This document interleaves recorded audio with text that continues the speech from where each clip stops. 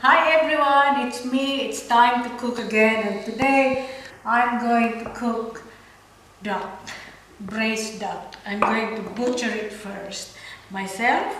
Well, the reason we're cooking for duck today because we're thinking of braising ducks again for plates. So this will bring back good memories as I'm cooking this. So this will be sign for us to start again. Okay, now let me just show you how to butcher this. I'm going to braise it. And because I did not raise this, I don't know how it's been raised and I don't know how long it's been, how old she is. 4 months. 4 months. 4 months is probably the right time. So I asked them when I picked it up from the... So if you don't feel like doing this, I'm sure and I know you can buy pre-cut everything done for you. Butcher will do it happily for you. Yeah. So I'm cutting this, and we like braised ducks rather than cut. Then roast. In different occasions, yes, so we roast. By doing this, separate the legs first. I've already done the wings, and now I'm doing the legs. Just go through looking for the joints. There it is. So no pressure in there. Once you find the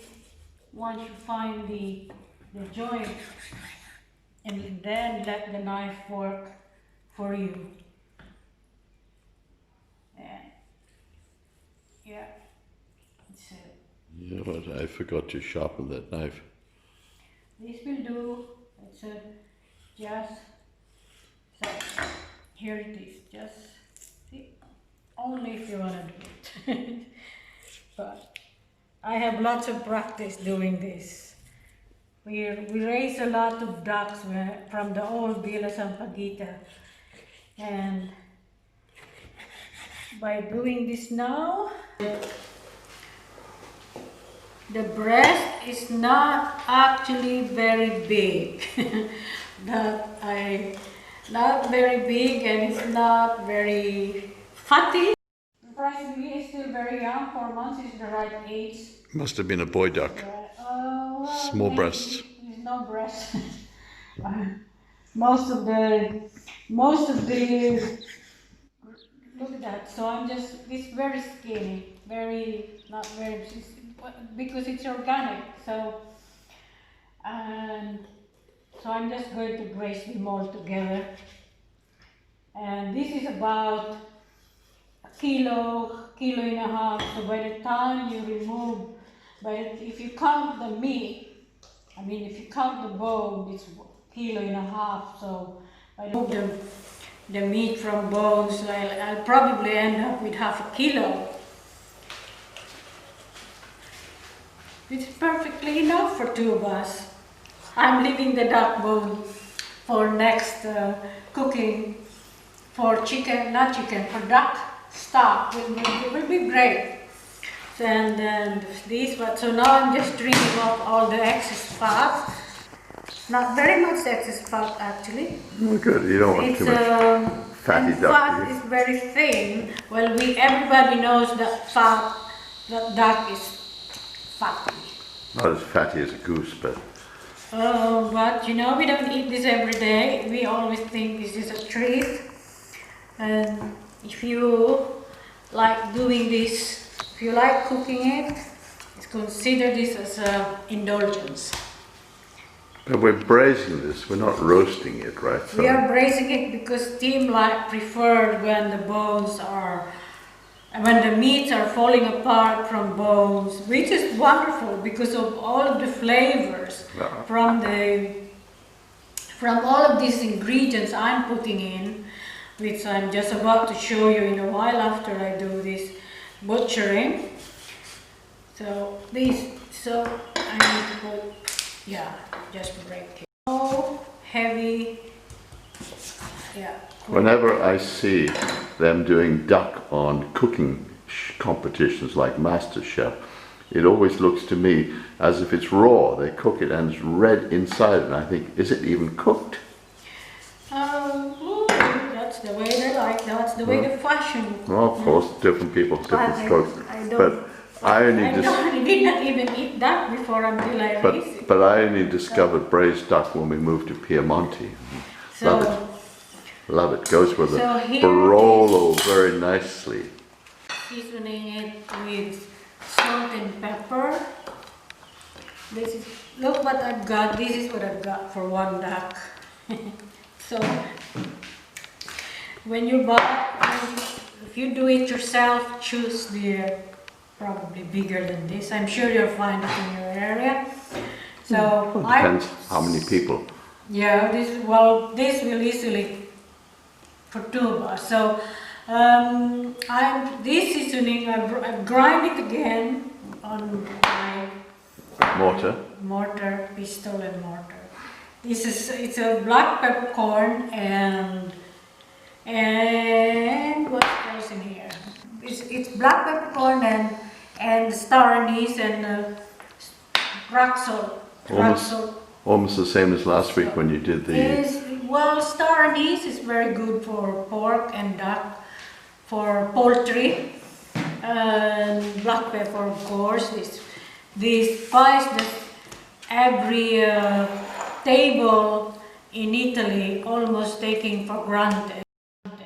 Black peppercorn, not even grown in Italy. So I'm adding more spice in this one. So there's that. That's why the spice trade was so big in the old days. Yeah, okay. Or not only Italy, all over the world use black peppercorn. Why do you think the Europeans wanted to go to Southeast Asia? They needed the pepper so they could spice up their food. So I haven't tell you the ingredients that I'm going to use for braising ducks, but this is my way of braising ducks with orange, of course, and onions and the spice is very important for this. Is the star anise, and then what's this name here? Some sort of onion? It's a Lemongrass. Lemongrass. I'm just going to mash it to release the flavor, and then fold it. Yeah, if you cannot fold it, because this will get inside the pan, and then just like that, it's like a bowl. That's gonna go into. But before that, let me see if the pan is hot. So I'm not putting any oil here at all while I seek to sear the meat, because it's got fat in there. So the natural fat from duck will come out as it sears. I thought we said it was a skinny duck. Well, it's sexy duck, not skinny. So the duck will render out from the fat. The fat will come out from the duck. So that's what we're hoping. So the smell is already fantastical. So there. This will fit really well in this pan. Leave it there. That will give me time to finish all my ingredients, chopping and bruising my ginger and the rest to go with it. That's the meat. This is how I like it. This is how we want it. After searing, the skin is very crispy already. And this is without even putting any drop of oil in the pan. And look at what they have. The fat comes out by itself. That that looks like the way the English eat their duck. Well, Seared on the outside and red on the inside. this is part of the braising. The juice of the orange will be part of the braising duck. And then I need the zest as well because the orange will give it a beautiful flavor. It's like cutting the fat. So I may need 2 oranges actually for this because they're very small. So I'm only taking the very outer part of the peel of orange, zest of orange actually, where the oil is there. So It's always traditional, right, to use orange with duck because it goes so well together. it's the cutting through the fat that's there. Ah, okay. Cutting through, you need some Citric. citrusy. I wonder if you could use limes or... I'm sure lime in so this particular recipe that I learned when we used to have loads of duck to cook. I mix the two, so this can be fusion after Those this. small animals, So, which you don't have to get a license to butcher, are either rabbits or ducks. well, the rabbits probably know what they for me. So My favorite pet. Rina loves her pet rabbits, and I didn't fancy trying to skin a rabbit. So we settled on ducks and geese and chickens. No regrets. Very delicious. And much better to raise your own than buying the industrial warehouse So, raised poultry, especially in this day and age of pandemic. Remove the duck from the casserole and saute the onion and spices in the duck fat. ingredients like ginger.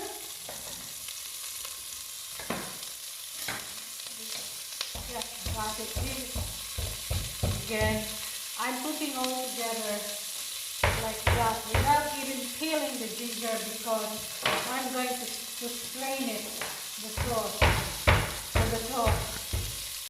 2 of the sour anise, there we go. Letting it soft a little bit. Now put the duck back into the casserole. Add the 2 juices of oranges and 200 milliliters of white wine. Let it boil, then lower the heat and braise with a lid on for an hour and a half. While the duck is braising, it gives me plenty of time to do the side dishes, which is beetroot. I find beetroot is the best way to serve with duck because it's got natural sweetness with it. And of course, this is because I very proud we grow this ourselves. So we can also use the leaves, the thin leaves, for our greens, which we can mix, which I like to Beetroot greens. Mix with these 2 together. Kale. Russian kale, I know. Tim says there's no political face in here, so how would you say it, Russian kale? It's not flying the flag. Politician. And what else? And what else do you have over there in there? And I'm going to, so let me go back to how I'm going to prepare the side dishes, the beetroot especially. Sometimes I don't peel it. I just cut them in half after being washed, of course, and remove the tops. And I'm going to just cut them in quarters, cut them in half. Let me just have a look. Let me just show you. It depends how big your beetroots are. But the tops, these ones are a little bit tough, so you might want to remove it. The top ones, because these are exposed. These are exposed to the air. Yeah, So exposed. they're a little woody. Yeah. So I'm just removing them. So one will be peeled, one is not. We'll see how it goes. So the warning sign is your hands is going to be really nice and red while you're preparing it. So for this size, I'm going to cut it in half first, and then another half, quarters basically. I'll cut it in quarters, 4 quarters. So easy to put. I'm going to roast this in the oven. Look how beautiful they are. Everybody tells me beetroot is supposed to be so very good for your blood. As a blood cleanser. So these are. I think this is the first beetroot from our garden we've harvested this year. Yeah, well, it's only the duck that we purchased. So this is the reason we're doing so low and slow. My camera, slow, fire. So. In the Second World War, when there was shortage of cosmetics in Europe, ladies used to put beetroot juice on their lips when they were Beetroot juice is wonderful. going out for a date. I just hope that their date liked to kiss beetroot lips. Well, now we'll go to dig my aluminum foil. Thank you. Alumino in Italiano. What? Look at the label. It says alumino. Well, I'm going to roast this in the oven with rosemary. Rosmarino in Italiano. Rosmarino. So. Not a girl's name. Oh well. I know. Rosmarino These girls there. Girls Bietoli. there. I know it's Bietoli. Bietoli for Bietoli. beetroot. Is it? Just roughly chop the rosemary, doesn't have to. Rosmarino, come si chiama kale in Italian? Everything winter vegetable is cavolo nero. Oh. Salt and pepper. Pass me salt the pepper, amore, please. And 1 pepper coming up. And olive oil. Put olive oil, and then we'll do another batch here. So we cook. We'll roast this in the oven. Olive oil.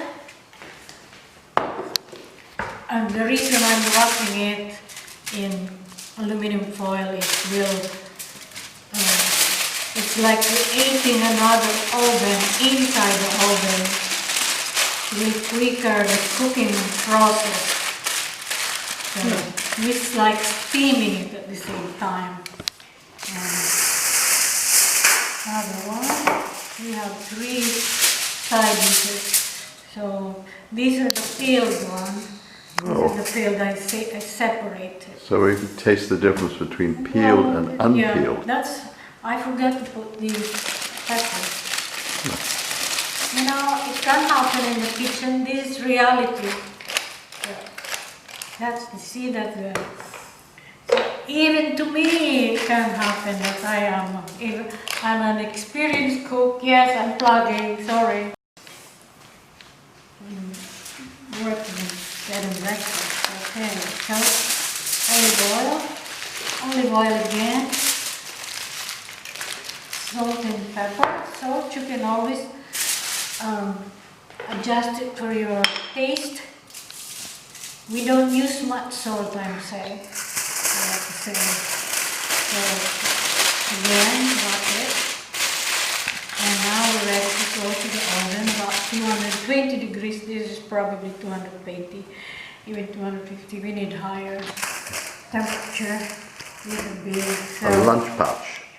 Yeah, so, and then the next prep, the tail. I'm just going to quickly blanch them, and there we go. We'll be ready when the duck is ready. 1.5 hours. I checked it after 1 hour, so it took me 1.5 hours to come to this stage, the meat is falling apart.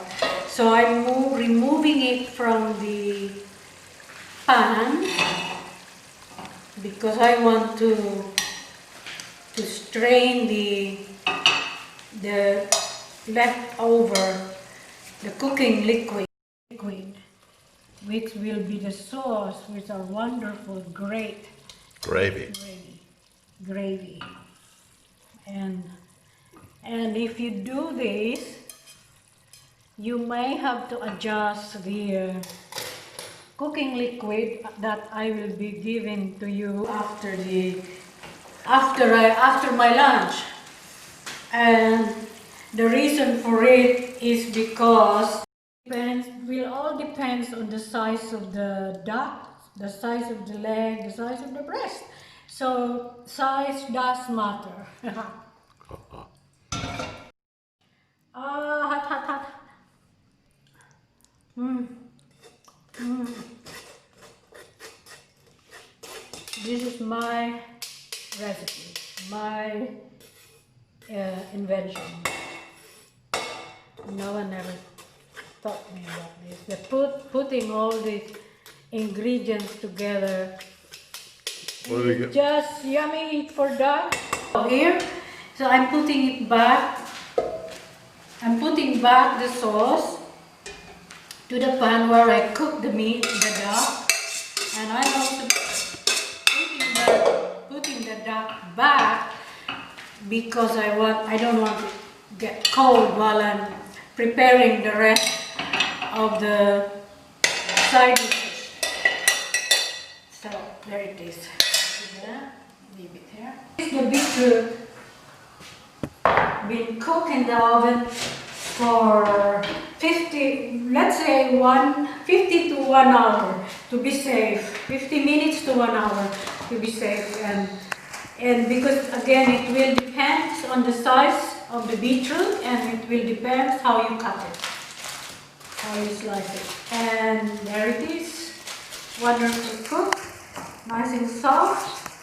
So I'm going to the sink, just getting it out of me. Oh la la! I'll be over next to the plating up section.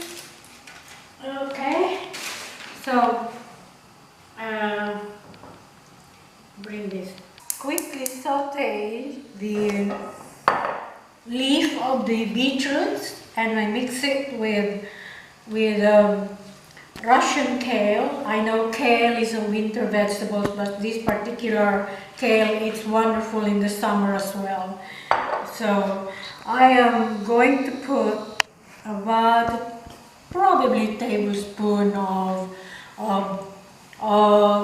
sesame seeds for this matter for now. Sesame oil. So sesame oil. Thank you, darling. That looks like toasted sesame oil. It is. If you're going to use sesame oil, only the best. It's toasted. Well, since I've gone through this special meal, duck is, so I thought put the best of everything. Put the best of everything. So I'm just quickly sauteing this green leaf on top of the cutting board. Oh, wonderful! With beetroot leaves. Yeah. So the smell, the aroma, che buono. So this is, so that will take a minute. And now I cannot wait to sit and enjoy the final product. Plating up is ready. Take a lot. The leaves just wilted. Look how it is. I mean, you can even eat them raw. So here is my busy kitchen. I'm almost ready to plate up.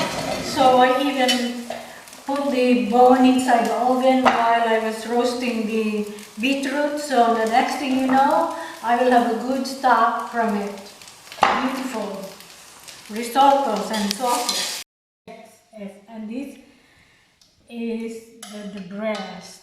Has cooked considerably very small after it's been braised. So let me put one of that. That's liquid. Put it here underneath. That's the one. That's the leaf. That's the leaf. And whoop. This is okay. Orange for garnish. Well, garnish should be edible. You can eat this afterwards. Want some flowers? I always have flour. I'm always ready for flour. Here we may have our duck again. That's a maybe. So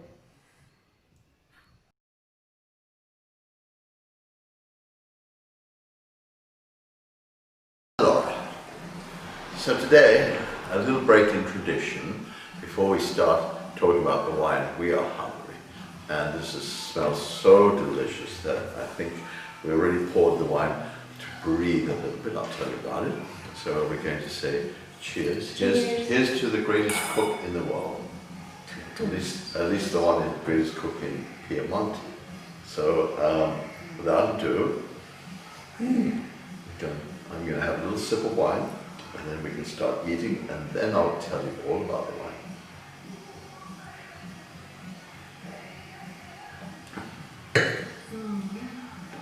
Yummy, yummy. So let's have a taste. Let's tickle the taste buds. So tickle. the beetroot. You know, when I was a child, I never used to like to eat beetroot. I don't know why, but maybe it was the way it was cooked. But this beetroot that Rina has toasted, or whatever she did in the oven. Toasted. Can't remember what she did, oven it, and it is delicious. And now Cook it and eat it. now for a little taste of the duck.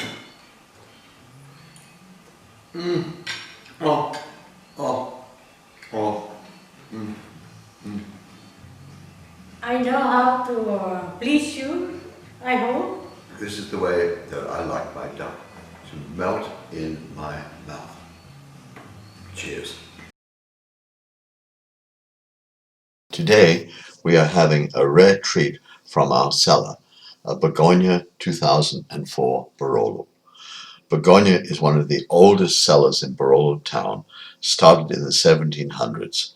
Napoleon even ordered several ox cart loads while he was campaigning in Piemonte. This particular bottle is part of the winemaker's signature series. The label is a hand sketch showing the progress and decline of life and how it can be extended by the drinking of good wine. 2 points of reference depending if you start early or late. One wonders how many bottles were consumed late at night. This 2004 is at perfect maturity. It has the brick red color of aged Barolo and has an elegant nose, and with the subtle hints of the 2,000-liter oak barrel used for aging.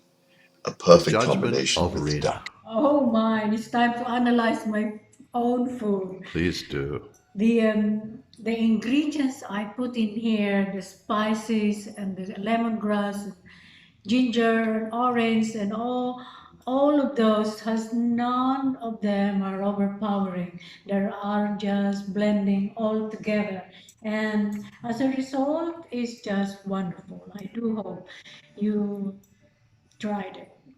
I wish you tried for one of your repertoire. Bon appetito. You might think that I'm a bit strange because I love the duck and meat to fall to pieces in my mouth.